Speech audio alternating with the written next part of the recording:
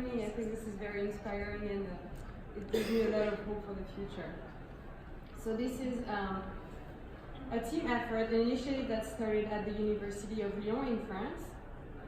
So two of us are here today, Maëlys Arnoux and myself, Mélanie Géraud, but the others definitely contributed just as much to the project. Alice Adoni is our cartoonist, Nicolas Coltis, the PI in the team, Marie Baucher, Claire Malat, and Martina Ibrova. So when I finished my PhD and I was looking for a postdoc, Nicolas Coltis gave me a job, and I was really excited. Now I'm going to figure out how this works, because this is the stuff that I was going to do. I was going to work on these crazy models. I don't know how to press play, but it's alright. It would have been nice to do it. Oh, there you go. No, that's not. Alright, doesn't matter. So this is the kind of thing that I was going to do. The team was working on reconstructing the thermal history of the mantle and using these crazy models to study global tectonics, which hadn't been done before. So I was going to join a team with another postdoc and 3 other PhD students. So I was really excited. But the first comment that I got, mainly from men, of course, was that Nicolas was yet hiring another woman. And thankfully I knew the guy, and so I knew that I was hired because I was qualified, but what if I hadn't? Shortly after I arrived in the group, and this is a nice segue into one of the previous talks by Lisa, we received an email to ask us to reflect on our experience as a group of mostly female scientists doing geophysics. And that was 3 years ago. And woo, there you go, today. Finally, now I want to change. So we didn't really know where to start. And we had a lot of thinking to do. So we started talking with each other. And I have some water. And with all of these anecdotes, we started realizing that a lot of the unpleasant circumstances that we were finding ourselves in were probably because of our gender, which most of us, thank you, didn't really think about before. This is an example from, oh, and the colors are not playing. That's unfortunate. The cartoon looked much better on the website. The colors are not on the screen. Anyway. This is an example that happened in our lab, where a young faculty suggested that some of us made the cover of Nature because they were probably female on the editorial board, which was not the case. So anyway, we started to realize that we had become who we were in spite of all the different treatment that females received throughout their education and throughout their career.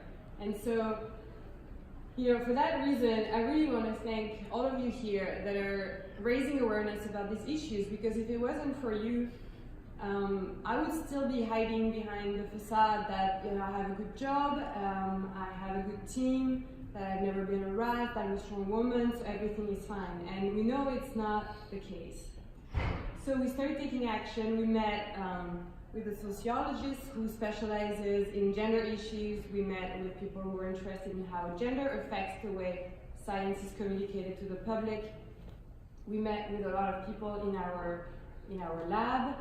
We went on a radio show, we published articles, and we also organized a conference, a one-day conference at the University of Lyon. That was like roundtable discussions. Of course, men are welcome, please. We need more of you. So it was men and women having discussions about these issues and short TED Talk type presentations. And I think it was a big success. And we're here in the geosciences, but female from other fields came to the conference. And Claudia also came to the conference. And so, we received a lot of support. And in the wake of this, and even in the weeks prior, we started getting a lot of testimonies. And there is really something incredible about sharing your experience and having people relate to it and trust you to the point that they will send their testimonies to you. And so we're very touched, and we realized that we there were some concrete actions we could take, but we were really not sure how to share these stories and what was the best way of doing it. And then we thought, what about the cartoons? And that's been our approach since then. So cartoons are the perfect media for us. This is an example where female first author, the reviewer of this female first author refers to the paper by the name of her senior male advisor. So we thought the cartoons were a great way to talk about these issues because we wanted to relate the stories without really having to interpret them. Because it's always, often in these cases, it's a matter of interpretation. And also sometimes it's not so clear if what is to blame really for this terrible situation. Is it because we're at the base of the hierarchy or is it because we're women? So we just wanted to tell the stories and then let people make up their mind for themselves. This is another example where it's from our lab when we were, where it's a meeting between faculties and of course who is going to take notes, where it's the only woman in the room, and when she suggests, oh yeah, would you like coffee? Then one guy's like, oh yeah, that would be great, thank you. And the other guys around are like left bemused, they don't know how to respond. And this, of course, are real stories.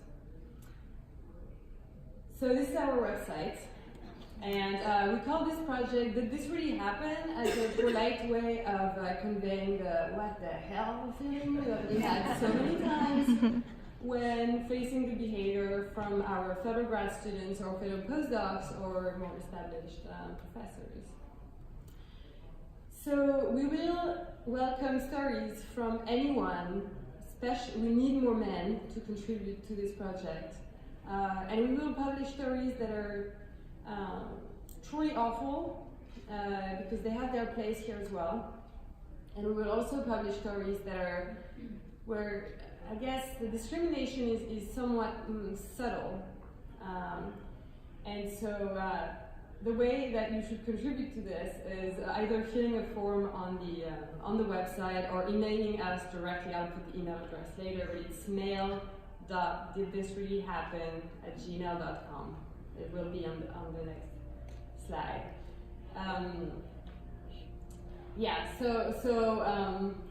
I think I'm forgetting what I wanted to say, but anyway, this is our website. Everything is on there. Please use these cartoons. They're for you to download, to print. We found that putting them in the elevator or in the break room is a great way of getting conversations started between people who would have never talked about these things before.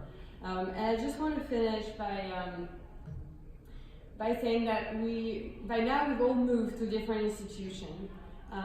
Marie and Martina are at ETH Zurich, they're postdocs there. Maëlys Arnoux is a postdoc at INS Paris, and Nicolas Contis is a professor there as well. Claire Mallard is a postdoc at the University of Sydney, and Alice Adoni is a data scientist in Paris, and I am a postdoc at MIT. So if you'd like any of us to come and give talks, we need to share about this project that is still in its infancy. So there's probably one of us sort of near you. Don't hesitate to reach out, and we're looking forward to having your contributions. Thank you.